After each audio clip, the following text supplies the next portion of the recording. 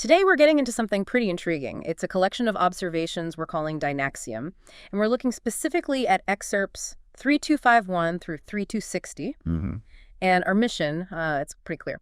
So let's just jump right in. There's a really provocative one here. Dynaxiom 3255, it says, if it looks like something couldn't be true, perhaps it is true. Ooh, that's a good one to start with. Right. It kind of challenges our default setting, doesn't it? We tend to just dismiss things, oh, that's impossible, or it doesn't fit our logic.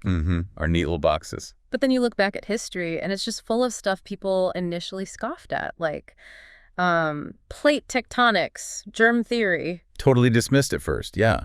So what are your first thoughts on that challenging our own dismissal reflex? Well, it leads perfectly into the next point, actually. What's fascinating is how 3255 connects to 3258. That one really clarifies things. It says, sometimes the plausibility of something can stand for a partial truth, but it can't stand for facts. Ah, right. That's a crucial distinction. It's easy to fall into that trap, isn't it? Definitely. Something sounds believable, maybe it works as a metaphor. Partial truth, like it says. Yeah. But that's just miles away from a hard, verifiable fact. Exactly. Like the example given, it's a fact the sun rises in the east. That's not just plausible or, metaphorical. Right. It's observable, measurable. It forces you, the listener, to think about what you personally believe versus what's objectively, demonstrably real. Such an important point, especially now with so much information flying around. And speaking of belief frameworks, 3254 offers another angle. Religion is a starter spirituality that suggests this interesting dynamic, almost like a one-way street. How so?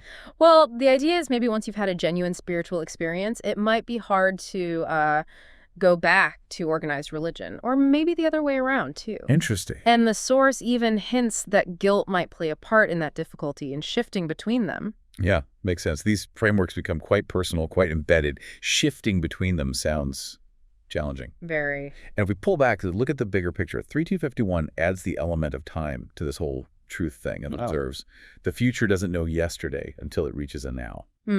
Say more about that. Well, it kind of means the present moment right now is where everything gets tested. It's the crucible, you could say. Yeah. For what? For our predictions about the future and for uncovering history we didn't know or maybe didn't acknowledge before. Ah, I see. So our understanding of truth isn't static. Not at all. It's constantly unfolding, being confirmed, or maybe totally overturned as time moves on. Yeah. Our now literally reshapes how we see the past and the future. Okay, wow. So let's shift gears a bit. Let's get into human behavior. And these cycles we seem to repeat. 3×10⁻57 has a really interesting take. The world has always been the sum total of people not being able to make up their minds. That sounds about right. It really makes you think about industries, right?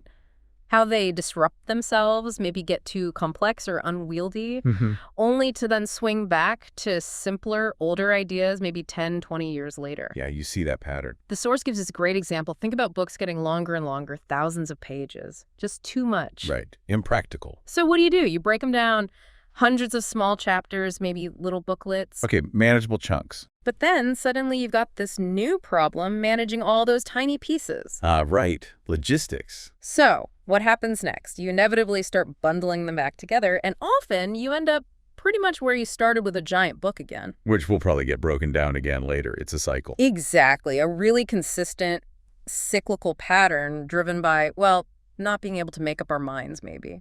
So what is driving these cycles? I mean, beyond just indecision, 3260 offers a clue, I think. Okay, what's that? It notes, fealty can often be flash in the pan. Fealty, loyalty. Yeah, loyalty, allegiance. The idea is it often just exists to prop up someone's agenda, in individuals or groups. And once that agenda isn't so important anymore or the obligation feels kind of faded, the loyalty just evaporates. Pretty much. It can dissipate incredibly quickly. And that instability, that sort of temporary nature of allegiance, feeds right into those cycles we were just talking about. Okay. So structures get built up, then torn down, then rebuilt in similar ways because the underlying loyalties shift. Exactly. Things seem solid, then suddenly they're not. Okay, that connects really well. So thinking about these cycles and maybe efficiency, what does this imply for how we create things, especially art and design? Well, 3D256 really flips some common ideas on their head here. It says art is a tool for design. Design is a tool for art. Right. We usually keep those separate in our minds, don't we? Like design is practical, art is something else. Yeah, we assume maybe design techniques aren't really used much in fine art. But this challenges that directly. It's saying design can be super useful for planning art, for creating series of works. For making art economically, Yeah. without reinventing the wheel every single time. Precisely. The quote is great. If the wheel has been well designed, then you can decorate it any way you want. So solve the structural problems with design first. Yeah. Before you get into the, let's say, the artistic struggle, it leads to a process that's more efficient, more intentional maybe. Can you give us a quick example of that? Sure. Think about architects. They're definitely artists, right? But their work is grounded in hard design principles. Structure, materials, space. The creativity happens within that strong design framework. Or think of a composer using a set form, like a sonata. That's good. The form is the design. Right. The composer's art is then how they uniquely decorate that pre-designed wheel with their melodies, their harmonies. It actually frees them up in a way. If the foundation's solid, you can focus on expression. That really clarifies it. Okay, let's pivot again. How do we deal with new stuff, especially tech? 3,259 hits on this. Okay. Everyone eventually runs the risk of doing things that are old-fashioned. Yeah, that feels true. It talks about how, as people get older or life changes, they might just tune out new developments, new tech, new cultural trends. Like, oh, this new thing, it's not really offering me anything truly new. Right. And the risk, of course, is you end up seeming kind of out of touch. It's that balance, isn't it, between staying current and just deciding, you know what, this isn't worth my energy. Do you see that with how we adopt new tools? I do. And connecting this to something very current, very anxiety-provoking right now. Right. 3253 offers this observation, and it's noted as being particularly relevant around June 2025. Oh, interesting. What is it? It says, AI doesn't typically behave like a child, but could behave like an adolescent, just like human adults. Wow. Okay, unpack that. It's highlighting the implications if AI gets really close to human thinking.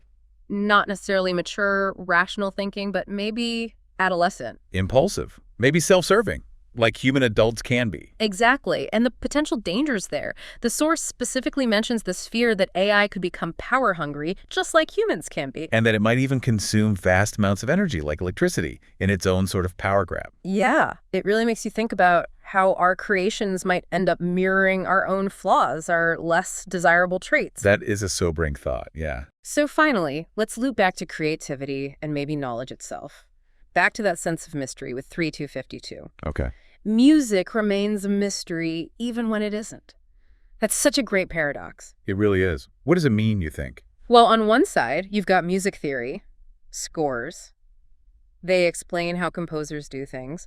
You can break down a piece, analyze its structure, its harmony. You can understand the mechanics, the techniques. So in that sense, it's not a mystery. Right. The how is explained. But despite all that knowledge, all that explanation. Music still has this fundamental kind of inexplicable power, this mystery. Exactly.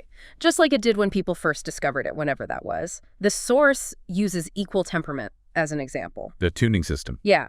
It says equal temperament is both an explanation as it is a mystery. It allows music to work across keys, that's the explanation. But the effect? Yeah. Still mysterious. So it shows the limits of our understanding, even when we know how something works. We don't fully grasp the why or the deep impact, the inherent wonder. We can explain the mechanics. But not the magic. Perfectly put. And, well, that brings our deep dive through these Dynaxiom excerpts to a close. We've touched on truth, perception, these cycles in human behavior, how we deal with technology, and these enduring mysteries like music.